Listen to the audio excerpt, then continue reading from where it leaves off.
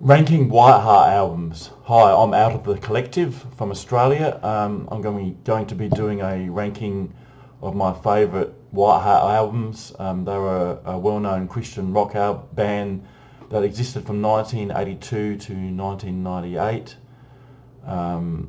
They were and still are my favourite Christian rock band of all time. I first discovered them in 1985 with the album Hotline, which I'll get back to in a moment, but that had a big impact on me. So I'll rank them now from first to last, and yeah, there's some great albums here. First album to me can be no question, is their 1989 album Freedom, which featured the classic lineup that they'd had for 3 or 4 years at this time. Was Gordon Kennedy, Tommy Sims, Chris McHugh, Mark Gersmel, Billy Smiley and Rick Florian. Now this was just a superb album of good classic rock songs and ballads. Starting with Bye Babylon, Bye Babylon. Also Sing Your Freedom, Let the Kingdom Come, Over Me, The River Will Flow, and yeah, it's just a great mixture of songs. To me, this is right up there as one of the best. Well, to me, it's the best Christian rock album ever, and I've listened to many secular rock albums, and it's right up there as one of the best albums of all time in rock. I could do a whole show on this album, which I might do at one stage, but going to number 2 here. This is their 1992 album Tales of Wonder. This was a bit different. They'd had a lineup change by this time, but it was a very good album with really good songs all the way through. And my favourite standout here was Unchained, a sort of semi-ballad with a great uplifting vocal chorus. They were at their peak here with Rick Florian and Mark Gersmel sharing vocals. Just loved it. Very good song. And also Say the Word was a great song there. Where the Thunder Roars, a good rocking tune. His Heart Was Always in It, another great one. But yeah, I love this. I love the cover, and it was a very, definitely second best album for me in their career. Next we go to their 1993 album. This is Highlands. This was the follow-up to Tales of Wonder. They quickly did this soon after that one, and they were just really gelling here. It was just full of really good songs, such as the first one, You Can See the World From Here, which reminds me of 80s era Yes. Nothing But the Best, a real good hard rocker. Heaven of My Heart was a very good sort of semi-hard rocking tune with a really good keyboard throughout. That was awesome. And they also had fantastic ballads on here. Once and For All and Highland of Love were just superb, 2 of the best ballads ever. That the thing I might say here that's a bit controversial is I might just rank this even second best if they changed something here. The next album, or the next year, they did a compilation of their best, and they had 2 new songs on there, which was Climb the Hill and Letter of Love, and they were fantastic, and I just so wish they'd put them on here instead of the tracks 5 and 6, which was Change the Way and Excuse Me, Forgive Me. I thought they were sadly 2 of Whiteheart's worst tunes, and it just ruined Highlands from being possibly their second best album to me. But overall though, it's a great album. Flame Passes On was another good one on there, but that's my third favourite. Now, fourth favourite, I would go to the one I mentioned earlier, Hotline. This is the first one I got in 1985. They were really gelling here, the third album. They had a really good mix of classic rock songs and a couple of ballads, but Hotline, the title track, was awesome. Gotta Be a Believer, Jerusalem, The Victory, Keep Fighting the Fight, and their first great ballad for me that I heard was Turn the Page. Really, really good song with a bit of a foreigner sort of ballad sound to it. Really good song, and unfortunately they had a big controversy happen here. They had to change singers, and then Rick Florian came into the band soon after that. The next album for me in my list would be their 1990 album Powerhouse. Now this was, I was expecting something amazing after Freedom, but, and really you can't beat Freedom, but they had 3 members leave soon after Freedom, so but this album had some really good tunes on it. The title track Powerhouse is a really good hard rocker tune. Independence Day, the first track, excellent song too. Nothing really weak on this album, but the ballad Desert Rose is another classic Whiteheart ballad, which I really had a big impact on me at the time. And yeah, that's definitely, it's a good album, nothing weak on it really, but it was too much to expect something perfect after Freedom.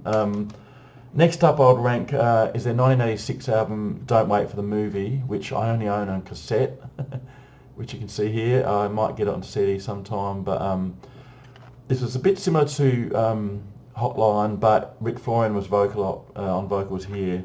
I don't rank this as high as I could have because I felt it was a bit inconsistent, but there's some great songs in here such as Don't Wait for the Movie, Maybe Today, a ballad, and the awesome ballad Fly Eagle Fly, which is one of their best ballads ever. I never get tired of hearing that one. Just a perfect song, one of many ballads I've done greatly. But yeah, that's the next album. Go to their final album in 1997, which is Redemption. Now this is when they'd lost everyone except for the core 3 members of Mark Gersmell, Billy Smiley and Rick Florian. Rick Florian with a lot less hair here. And this was a real stripped back album, almost totally foreign to what people would expect from Whiteheart. But there was a few great songs, and I find it it's more of a mature album. My favourite songs in here was The Vine and Fall on Me, and also Love is Everything. The Vine had the great lyrics which really ministered to me and still do. Is I'll be the branch, you be the vine, because I've been withering away for some time, which is fantastic. And there was a great hard rocker on here called Steel and Stone, well, fairly hard rocking. But yeah, it was a good final album, and sadly the last music we ever heard from them in 1997. Next up, we'll go to their 1984 album Vital Signs, which I bought on CD only a few years ago. I didn't actually own it back then, but I heard it enough and quite liked it, but at the time I didn't get into it that much, maybe because I was discovering so many albums in the mid-80s and I was getting into heavy metal more from that time, a bit after this. But this is a good album actually. I've got about 6 songs in here I really like, and that's including the rockers Draw the Line, Carried Away, and the awesome song title track Vital Signs, which is vintage Whiteheart. Also the ballad Quiet Love was a really good acoustic ballad which featured Dan Huff on vocals, who left after this album and also started the well-known band Giant later on. So yeah, it's a good album, but you know, yeah, it wouldn't obviously be as high as the others because of a few songs I didn't quite get into. Next up for Whiteheart though, I would go to their first album they did on Curb Records in 1995. They had a big change then they went to a secular label, and this album was produced by Ken Scott, if I remember, who famously produced the Beatles, Supertramp, David Bowie, and they totally changed the sound here, and it was a real mixture of styles, hard rocking and really gentle stuff as well. Inside the first track was excellent. It was really hard rocking and at times almost bordering on Metallica, and in the middle bit in the solo section. Living Sacrifice, another good hard rocker. Also Come One Come All, really sort of not really a ballad but a real growing sort of anthemic song, but it was ruined to me by a couple of sort of really weird songs like You Can't Take What You Don't Have. The second track was a real sort of almost country song. It didn't gel at all. But it was some good stuff on here, and it was just, unfortunately, it wasn't the time grunge, or what they call grunge, was big at the time, and Whiteheart was changing styles. I didn't think they needed to, but I think they felt pressure to change, and That was 1995. It's Inside. And then for me, the final album on my list would be their 1987 album Emergency Broadcast, which I've got here on cassette also. I'd never owned this on CD. Now this, to me, had some good songs, and all Whiteheart albums, and there's nothing to me that's really disappointing, but this didn't quite click to me. There's 2 or 3 songs that were pretty average amongst it, but there were some good songs still anyway, like Urban Renewal, No Taboo, Fashion Fade's a good sort of rocking tune, and one of their best ballads was Montana Sky, which I love to this day. I posted a video on YouTube some years ago of just images of Montana Sky with it playing. That's had a huge impact on me, but that'll be my least favourite of the albums I own, and you'll notice I haven't got their first album. I never owned the first album from 1982. Didn't get into it really back then. It was before my time, but I think I only really remember Carry On, and didn't really listen to it a lot. But yeah, all the albums I own you've just seen, yeah, Whiteheart, what more can I say? I mean, there's so much I could say, but they were my favourite Christian rock band of all time. Sadly missed. I doubt we'll see a proper reunion of a new music. It's been too long, almost 30 years since their last album. But yeah, they've just had this perfect mix of rock tunes and ballads, and they did a lot of great ballads over the years. That Mark Gersman and Billy Smiley, who wrote almost all their music, were masters at writing both rock songs and their ballads, which stand out, and there'll probably be 15 to 20 great ballads of theirs that I love. But yeah, they definitely are my favourite Christian rock band ever, and sadly missed.